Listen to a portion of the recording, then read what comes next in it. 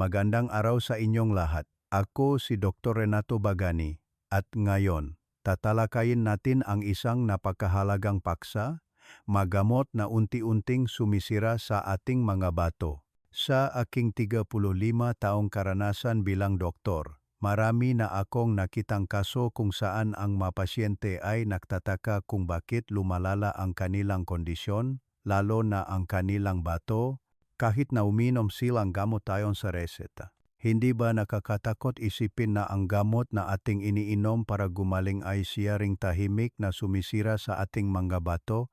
Nakakakilabot, di ba? Ngunit ito ang katotohanan na marami ang nakakaranas lamang kapag huli na ang lahat.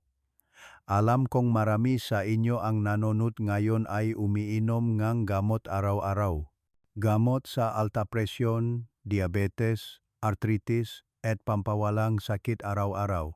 Sanay na kayo na parang may kulang kapag hindi niyo nainom. Ngunit napansin niyo ba na habang tumatagal ang pag-inom ng gamot, lalo kayong nanghihina, nagmamanas kakaunti ang ihi at bumababa ang inyong kalusugan? May nagsasabi, umiinom naman akong gamot ayon sa resetang doktor, paano naman makakasama sa bato?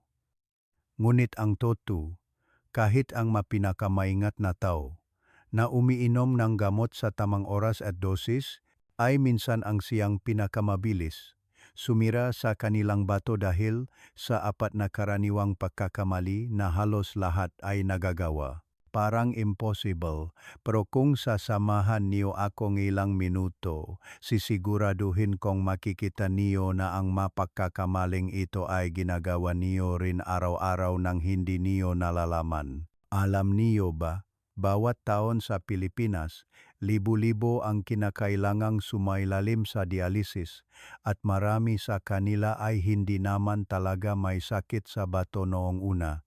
Mayroon lamang silang alta presyon, diabetes o arthritis. Ngunit dahil sa matagal na paggamit ng gamot, hindi nila naunawaan ang mekanismo ng gamot at kung paano pangalagaan ang kanilang bato, kaya unti-unting humina ang bato hanggang sa mawalan ng kakayahang mag-filter ng dugo. May mga tao na pagdating sa ospital at sinabi ng doktor na, "Sir, ma'am, mahina na ang inyong bato," ay natutulala dahil sa pakiramdam nila ay normal pa rin sila, nakakakilos, nakakakain. Ngunit sa loob, ang filter ng buhay ng kanilang katawan, ang bato ay unti-unting nasisira. Naalala ko ang isang pasyente na umiinom gamot sa alta presyon ng mahigit 10 taon. Hindi niya kailanman pinalampas ang isang dosis. Ngunit 2 taon na ang nakakaraan. Nakaramdam siyang matinding pagod, nawalan ng ganang kumain at namumutla. Nang magpatingin siya, nalaman niyang 30% na lamang ang gumagana sa kanyang bato. Gulat na gulat siya at sinabi niya sa akin ang isang pangungusap na hindi ko malilimutan. Hindi ko akalain na ang gamot na akala ko ay nakakaligtas sa akin ay siya ring unti-unting pumapatay sa akin. Kinilabutan ako sa sinabi niya. Subukan ninyong isipin, araw-araw, ang ating bato ay kailangang maglinis ng dugo ng higit sa 200 beses. Para itong washing machine na walang tigil na nagtatrabaho, araw at gabi, nang walang pahinga. Ngunit patuloy tayong naglalagay nga iba't ibang gamot sa katawan nang hindi nalalaman na ang ilan ay nagpapataas ng pasanin sa bato, habang ang iba naman ay nagpapataas ng pangangailangan ng bato na mag-filter ng lason ng doble. Unti-unting nasisira ang washing machine na iyon, humihina, at kapag nasira ito, wala nang makakapalit nito sa ating katawan. Kaya naman, sinasabi ko sa inyo, kapag humina na ang bato, walang gamot na makapapabalik nito sa dati. Ang tanging paraan ay protektahan ito bago pahuli ang lahat. At ang nakakatakot ay hindi naramdaman ng karamihan. Ang mahinang bato ay hindi masakit, hindi nilalagnat, walang malinaw na pananakit. Kapag nagpa-blood test lamang o kapag may mga senyales tulad ng kakaunting ihi, pamamanas o pagtaas ng presyon ng dugo, doon lang natin madalas nalalaman na huli na Kaya ang pinakamalaking panganib ay hindi ang sakit sa bato, kundi ang hindi natin nalalaman na unti-unti nating sinisira ang ating bato araw-araw. Alam kong iniisip niyo, ngayon, hindi na ba ako iinom ng gamot?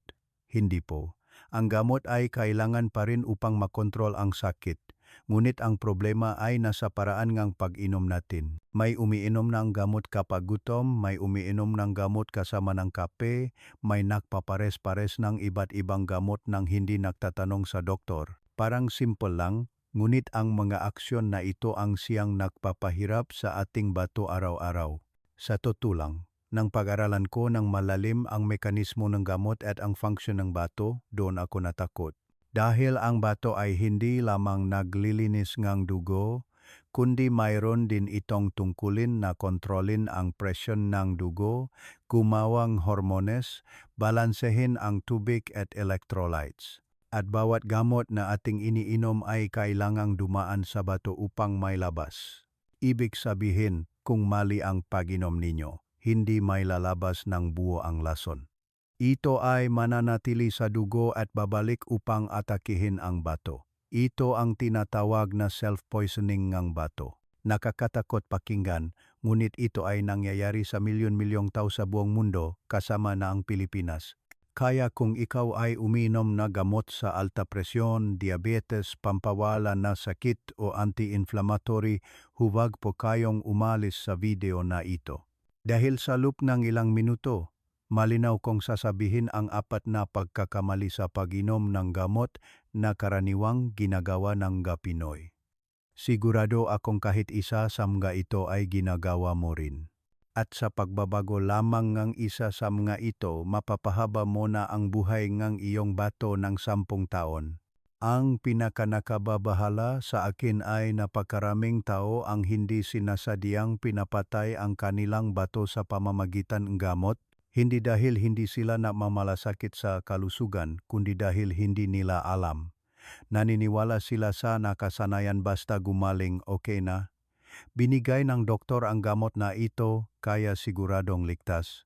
Ngunit kakaunti lamang ang nakakaunawa na ang bawat katawan ay makakaiba ang pagtanggap sa gamot at ang bato ang organ na pinakamalakas na apektado. Parang ang ating kusina lang. Kung patuloy kang magluluto ng hindi lilinisin, sa huli ay barado, masisira.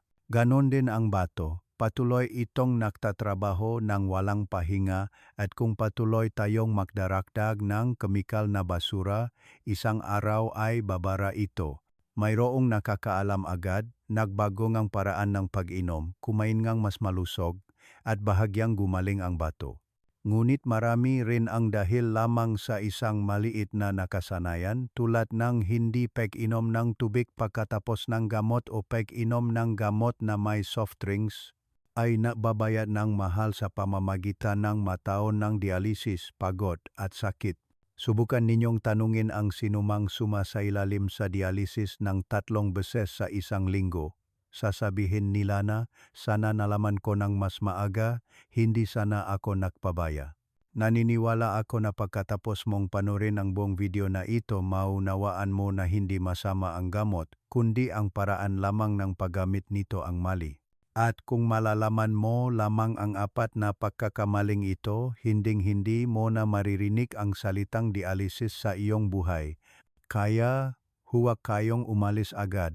Dahil ang 1 minutong pagpapalampas ay maaring magdulot ng panghabambuhay na pagsisisi. Mayroong mga bagay na sa simula ay parang walang koneksyon, ngunit kapag nangyari, mas nakakatakot kaysa sa inaakala natin. Ang kuwento na ikuwento ko ngayon ay isang masakit na halimbawa na nasaksihan ko mismo. Si Mang Tonyo, isang mabait na mangingisda mula sa Palawan, ay may alta presyon at pananakit ng tuhod. Sa loob ng 10 taon, regular siyang umiinom ng gamot tuwing umaga.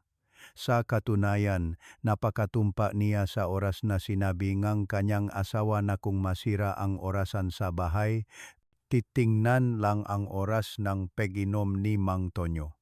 Ngunit isang araw, sa kanyang regular check-up, sinabi ang doktor ang isang bagay na ikinagulat ng buong pamilya. 30% na lamang ang gumagana sa kanyang bato. Gulat na gulat si Mang Tonyo at hindi makapaniwala. Tanong niya, bakit po ganoon? Hindi naman po ako nagpapabaya sa gamot. At hindi rin po ako umiinom ng kung ano-ano. Umiling lamang ang doktor at mahinang sinabi, dahil po sa sobrang tiwala niyo sa gamot, nakalimutan niyo na ang inyong bato ay sobrang hirap na sa pagtatrabaho. Pagkatapos marinig iyon, natulala si Mang Tonyo at patuloy na lumuha. Nang kausapin niya ako, nanginginig ang boses niya, hindi ako takot mamatay, takot akong mabuhay nang nagpapahirap sa asawa at mga anak ko. Akala ko ginagamot ko ang sakit ko, pero hindi ko pala alam na pinapalala ko pa. Naisip niyo ba ang pakiramdam na iyon? Isang taong naglaan ng buong buhay sa pag-alagang kalusugan, regular na umiinom gamot, ngunit sa huli, ang gamot mismo ang nagdulot sa kanya na sumailalim sa dialysis. Ito ay isang pagsisisi na hindi matutumbasan. Ikukwento ko ang kwentong ito hindi para takutin kayo sa gamot, kundi para maunawaan ninyo na ang bato ang organ na nagdurusa sa lahat ng ating inilalagay sa katawan. Bawat tableta, gaano man kaganda, ay naglalaman ng kemikal na sangkap na kailangang i-filter ng bato ang sobra. Sa isang araw o 2 araw ay ayos lang, ngunit taon-taon, unti-unting mapapagod ang bato. Parang washing machine na walang tigil, na gumagana ng walang pahinga. Sa simula ay gumagana pa rin, ngunit bumabagal, humihina, at isang araw ay bigla na lamang titigil. Doon lang natin malalaman, ngunit huli na ang lahat. Napansin niyo ba? Minsan nakakaramdam tayong pagod, nawawalan ganang kumain, medyo naninilaw ang balat, kakaunti ang ihi, ngunit iniisip natin na dahil lang ito sa panahon o sa katandaan. Ngunit ang totoo, iyon ang tahimik na panawagan ng bato. Hindi ito marunong magsalita kaya nagbibigay. Lamang ito ngang mamalilit na pagbabago na madali nating mapapalampas. At ang nakakatakot ay kapag nasira na ang bato, halos imposible nang bumalik ito sa dati, parang salamin na nabasag, kahit idikit pa rin ay may basag pa rin. Naalala ko minsan, binisita ko ang isang ginang sa ospital na sumasailalim sa dialysis. Nakaupo siya sa tabing kama, ang kamay ay konektado sa dialysis machine. Nakatingin sa bintana, malalim ang kanyang mga mata. Mahina niyang sinabi, dati pabayarin ako. Pinayuhan akong doktor na inumin ang gamot sa alta presyon pagkatapos kumain, pero iniinom ko agad bago kumain dahil akala ko mas mabilis. Madalas din akong umiinom ng gamot kasama ng kape dahil kailangan ko ang kape tuwing umaga para magising. Ngayon alam ko na, pero huli na. Nakadama ako ng paninikip ng lalamunan. Alam niyo ba, 3 beses sa isang linggo siyang sumasailalim sa dialysis. Bawat sesyon ay 4 na oras na nakaupo nang hindi gumagalaw. Pag-uwi, pagod na pagod, walang ganang kumain, hindi makatulog. Sabi niya, ngayon, sana lang maibalik ko ang 10 taon na nakakaraan, babaguhin ko ang paraan ng pag-inom kong gamot para hindi ako naghihirap ng ganito. Ang kwentong yon ay polituloy na nagpapaisip sa akin. Ilan sa atin ang gumagawa ng eksaktong katulad niya nang hindi nalalaman? Umiinom gamot sa umaga ng gutom. Umiinom gamot kasamang gatas sa hapon. Umiinom ngang makakasabay na gamot sa gabi. At mayroon pa ngang nagpapalit ngang gamot kapag sa tingin nila ay bumubuti na ang sakit. Ang maaksyon na ito na parang walang pinsala ay siya mismong nagtatayo ng daan patungo sa pagkasira ng bato.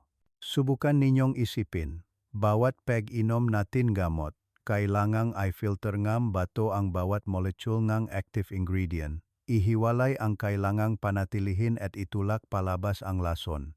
Kung kakaunti ang ininom ninyong tubig o gumamit kayo ng matatamis na inumin, ang lason na iyon ay magiging mas puro. Dumidikit sa glomerulingang bato ang bahagi na nagfi-filter ngang dugo parang dumi na dumidikit sa tubo ngang tubig. Sa simula, bahagya lamang itong bara, ngunit sa pagtagal tuluyang babara ito. at kapabarado na, hindi na ma-filter ang dugo, ang malason ay babalik sa katawan na nagdudulot ng pagod, pagduduwal, at kawalan ng ganang kumain. Iyan ang dahilan kung bakit marami ang unti-unting nanghihina nang hindi naiintindihan kung bakit. Ang bato ang pinakatahimik na organ. Hindi masakit, hindi nananakit, hindi sumisigaw, hanggang sa maubusan ito ang lakas doon lang natin malalaman. Kaya, huwag nating hintayin na sabihin ng doktor na kailangan nating sumailalim sa dialysis. Kapag nangyari iyon, 3 beses sa isang linggo, pupunta sa ospital, bawat sesyon ay ilang oras na nakaupo habang gumagana ang dialysis machine, nanghihina ang katawan, hirap kumain, hindi makatulog. Ang buhay sa panahong iyon ay hindi na masaya, malusog, kundi buhay na punong pagod at pag-alala. Sinabi ko ito hindi para takutin kayo, kundi dahil nakikita ko ang napakaraming pasyente na pumupunta sa ospital na may pakiramdam na sana nalaman nila ng mas maaga. Marami ang nag-isip na may sakit ako, kaya kailangan kong uminom ng gamot tama. Ngunit ang gamot ay bahagi lamang.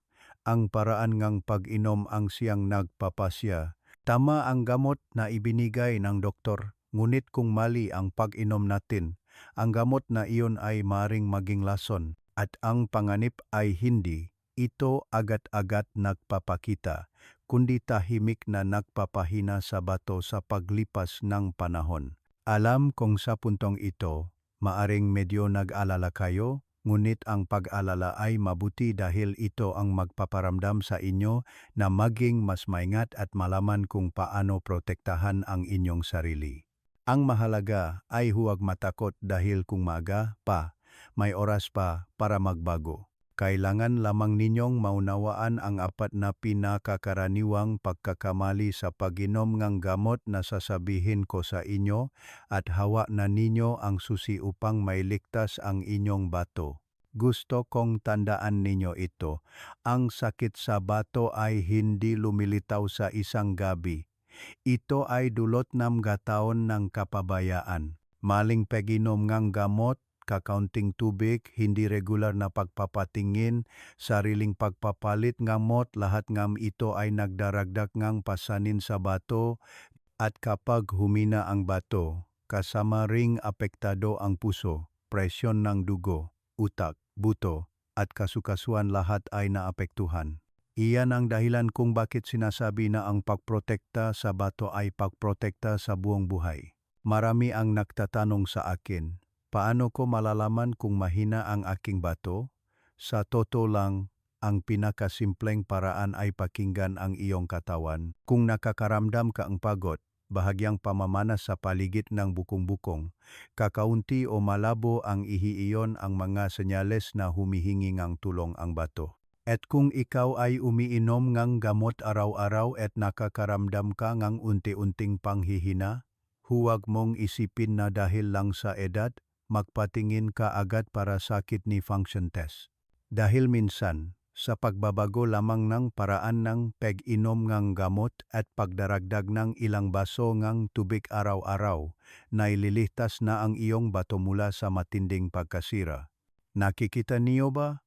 Kung bumagal lang tayo ng kaunti, magiging ganap na iba ang resulta.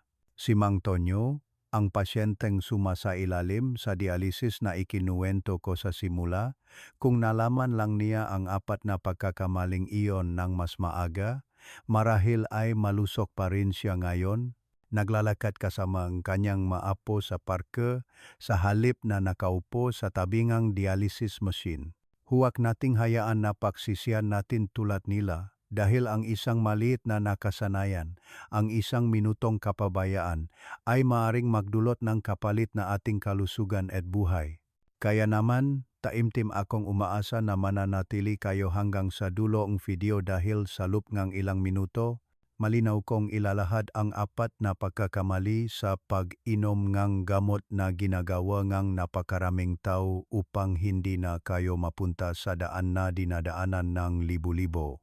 Tandaan ninyo, huwag mag-skip, huwag magpalampas, dahil ang isang salita lamang sa susunod na bahagi ay maring makapaglitas ng buhay ninyo o inyong mamahal sa buhay. Alam kong sa puntong ito, medyo nag-aalala na kayo, ngunit tinatanong din ninyo sa inyong sarili, saan ba ako nakakamali at ano ang kailangan kong gawin ngayon?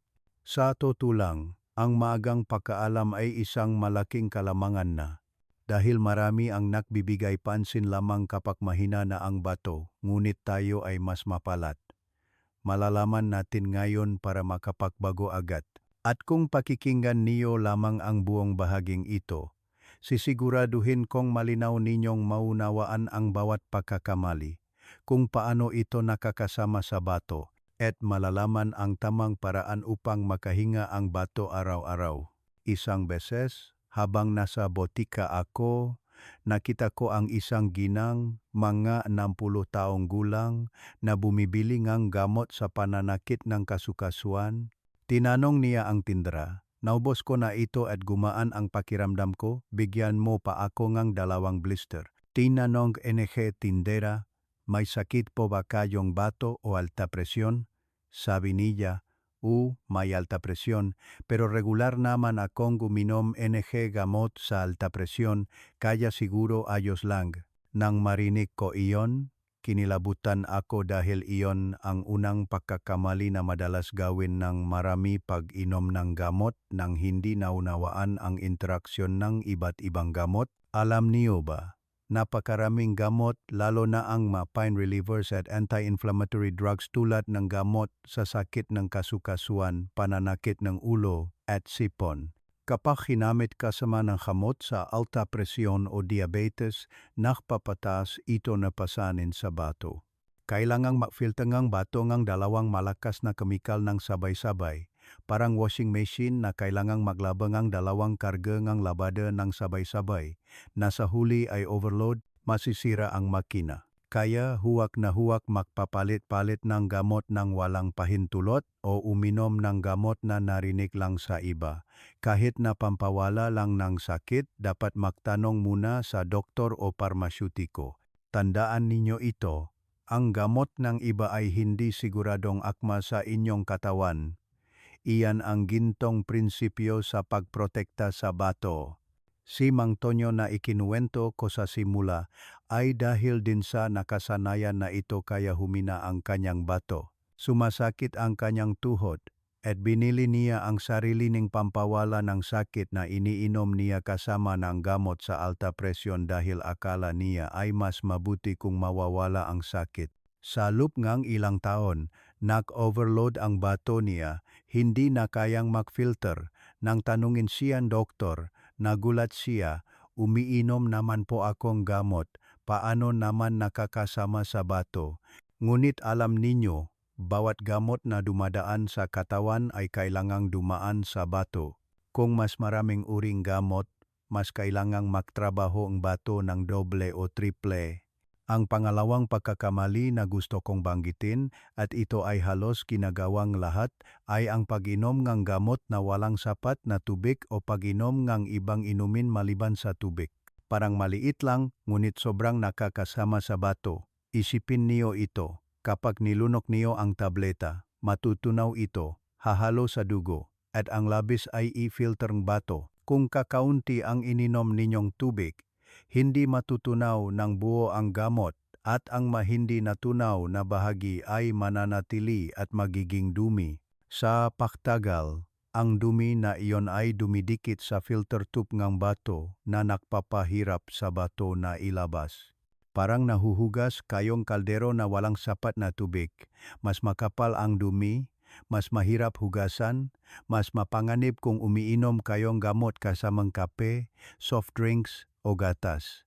Ang kape ay may caffeine na nagpapataas ng tibok ng puso at nakakapekto sa metabolismo ng gamot.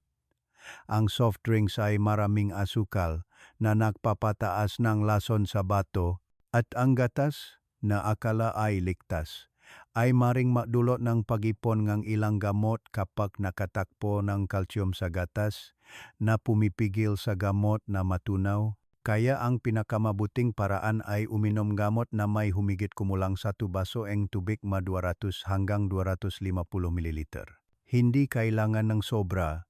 Sapat lamang upang madaling malunok ang gamot at may sapat na tubig ang bato para makapa-filter ng malinis. Naalala ko minsan, sinabing kaibigan ko na ang kanyang nanay ay madalas umiinom ng gamot ng walang tubig. Basta lunok lang dahil takot siyang madalas umihi. Ang resulta ay pagkaraan ng ilang taon, nagkaroon siya ng glomerulonephritis. Sinabi ng doktor na ang isang bahagi ng sanhi ay ang gamot na hindi natunaw ng buo at nanatili na nagdulot ng pamamaga. Mula noon natutunan ko ang isang bagay. Ang pag-inom ng gamot na walang sapat na tubig ay nagpapahirap sa bato ng doble. Ang pangatlong pagkakamali. At masasabi kong ito ang pinakakaraniwang pagkakamali sa mga Pinoy ay ang pag-inom gamot kapag gutom o bago matulog. Tanungin ko nga kayo, mayroon ba sa inyo na pagising sa umaga, bago kumain ay umiinom agad ng gamot para madali? Marami ang nag-isip na ito ay mabuti dahil mas mabilis ang pag-absorb ng gamot.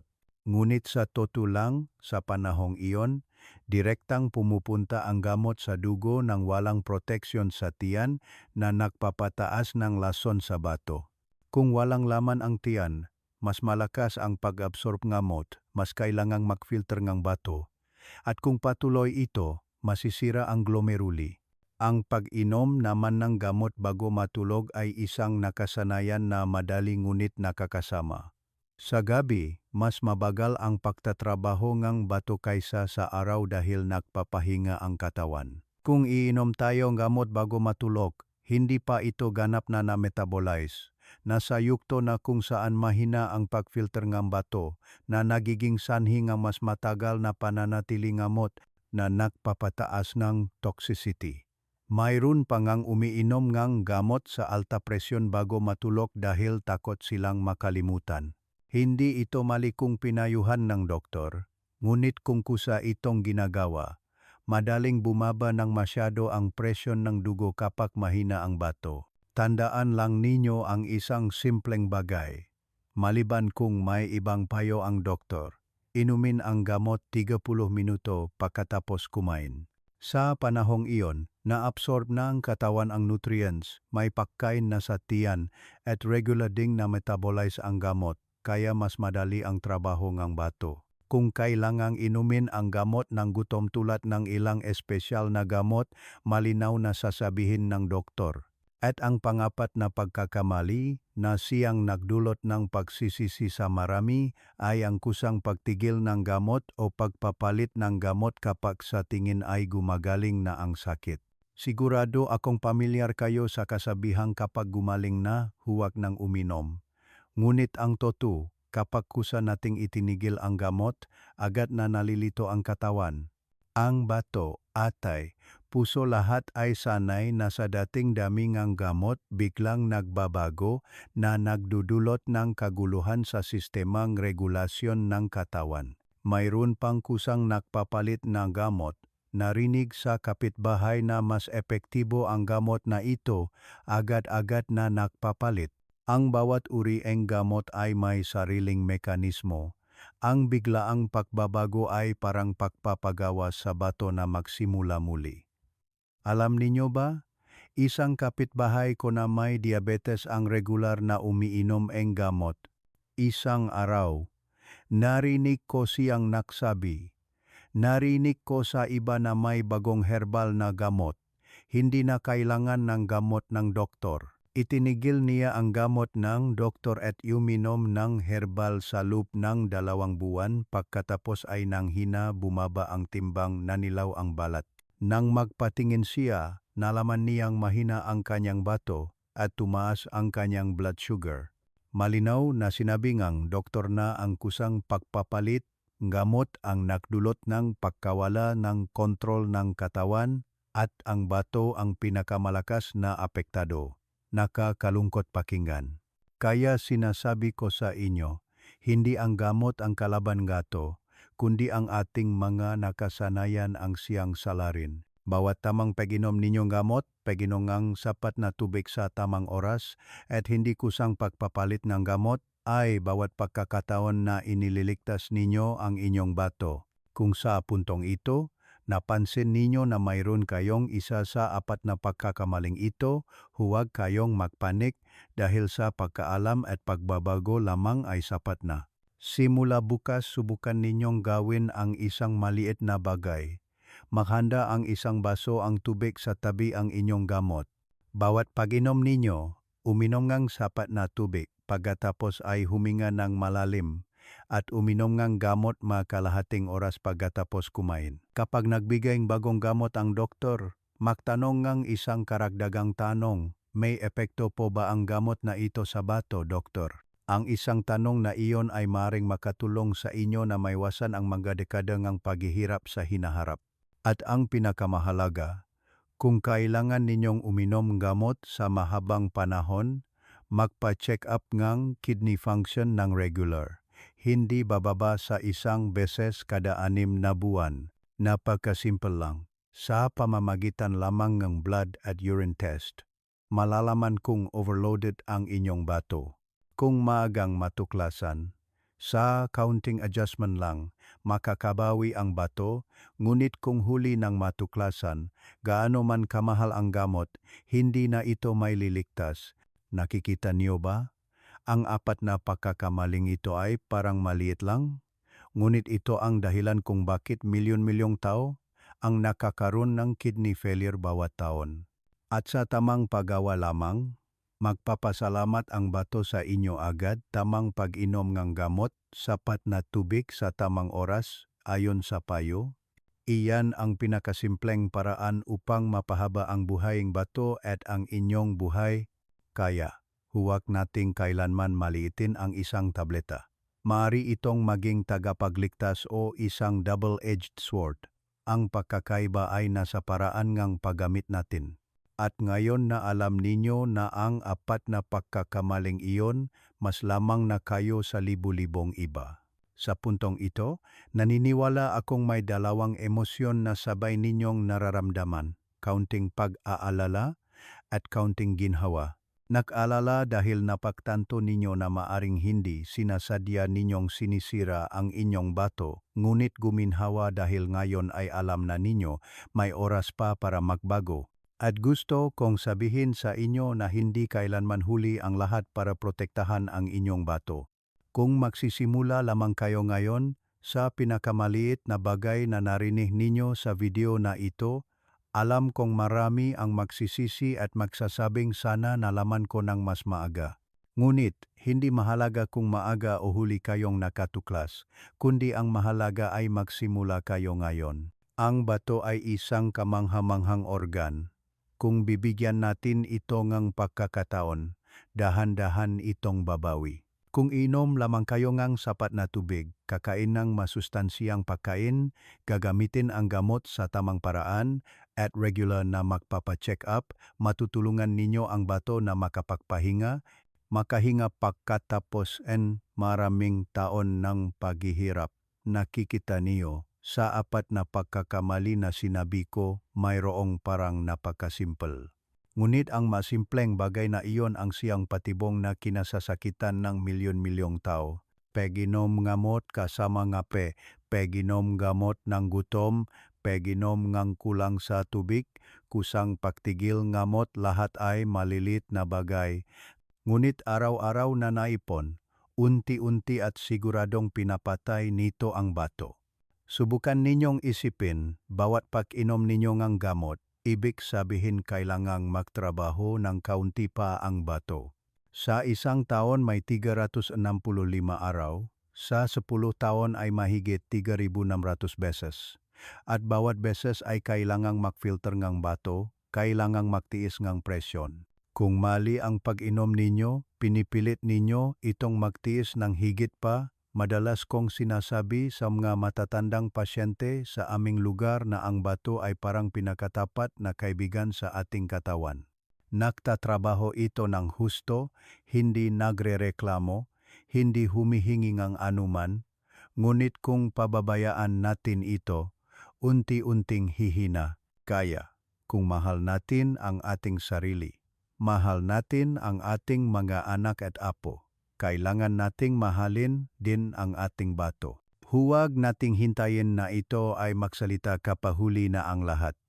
Alam kong marami sa inyo ang nanonood ng video na ito ay maaring umiinom ng gamot araw-araw o kahit 10 tableta bawat umaga.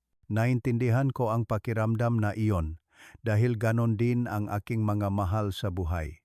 May nagsasabi, matanda na ako, bahala na. Ngunit hindi ibig sabihin na matanda na ay susuko na. Ang pagiging matanda ay upang mabuhay ng mas mabagal, mas malusok, mas makabuluhan, upang tuwing umaga ay marinig pa rin ang tawanan ng maapo, makapaglakad pa rin sa paligid ng lugar, makakain pa rin kasama ang pamilya. Upang magawa iyon, kailangan nating alagaan ng husto ang ating bato. At maniwala kayo sa akin, kapag malusok ang bato, malusok ang tao, kapag malusok ang bato, masarap ang tulog, masarap kumain, stable ang presyon ng dugo, sariwa ang kutis, malinaw ang isip. Hindi nakataon na sinasabing ang bato ang ugat ng buhay. Kung mapapanatili ninyo ang ugat, magiging sariwa ang puno ng inyong buhay. Gusto kong gawin ninyo ang isang maliit na bagay. Bukas, kapag umiinom kayo ang gamot, tingnan ninyo ang tableta at sabihin ng pabulong, ngayon, iinom ako ng tama para makapagpahinga ang aking bato. Isang maliit na pahaya lamang, ngunit ito ay magpapaalala sa inyo ng matagal at gagawin ninyo ng tama araw-araw. Dahil bawat maliit na aksyon ngayon ay isang araw na mas malusok, mas mahaba ang buhay sa hinaharap. Alam ninyo ba?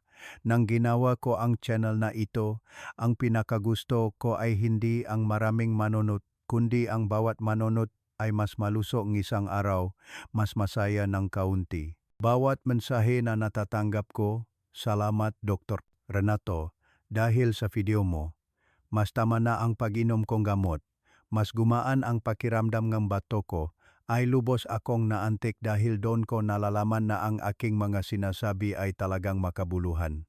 Kaya kung sa tingin ninyo ay nakatulong ang video na ito, pakiusap, ibahagi ninyo sa inyong mga kaibigan at mahal sa buhay. Sino ang nakakaalam? Baka sa isang pagbabahagi niyo ay makapagligtas kayo ng isang tao mula sa panganib ng kidney failure. At tandaan ninyo, huwag kalimutang mag-subscribe sa channel na ito upang bawat linggo ay may padala ko sa inyo ang pinakabagong video tungkol sa tamang pagkain, pag-ehersisyo at natural na panggangalaga sa bato na pinakasiyentipiko. Huwag din kayong mag-atubiling magkomento sa ibaba ng inyong kalagayan sa kalusugan upang may padala ko sa inyo ang handbook ng Healthy Living Habits para sa mga may sakit sa bato upang malaman ninyo kung ano ang dapat kainin, iwasan at paano mag-ehersisyo para sa malusok na bato, malinis na dugo at malakas na puso. Naniniwala akong sa pagbabago lamang ng ilang maliliit na nakasanayan, mararamdaman ninyo ang malaking pagpapabuti sa inyong kalusugan pagkatapos ng ilang linggo. At bago tayo magtapos, gusto kong sabihin sa inyo ang isang pangungusap na taimtim kong nais na tandaan ninyo. Ang ating katawan ay hinding-hindi tayo ipagkakanulo. Tayo lang ang matagal na nanahimik dito. Ngayon, magsimula tayong makinig muli. Pakinggan ang ating bato, pakinggan ang ating katawan. At ang katawan ay tutugon sa pamamagitan ng kalusugan, kapayapaan, at mahabang buhay. Alam kong sa buhay na ito ay maraming pag-aalala, maraming bagay na nagpapagod sa atin. Ngunit hanggat humihinga tayo, hanggat nakakakilos tayo, may pagkakataon pa para magbago. Huwag nating hintayin na humiga sa higaan ng sakit bago sabihin sana. Sabihin nating salamat ngayon. Salamat dahil may lakas pa tayo, may pagkakataon pa para alagaan ang ating sarili. Salamat sa inyong pagsama sa akin hanggang sa dulo nga video na ito. Taimtim akong nagdarasal na bawat araw ay mas malusog kayo, mas masaya, at mas mahaba ang buhay kasama ng inyong maanak at apo. At tandaan, Ang tamang pag-inom ng gamot ay pagmamahal sa ating bato araw-araw. Makita-kita tayo sa susunod na video sa channel na ito kung saan ibabahagi ko sa inyo ang mga maliliit na sikreto upang mabuhay ng masaya, malusog at mahaba ang buhay.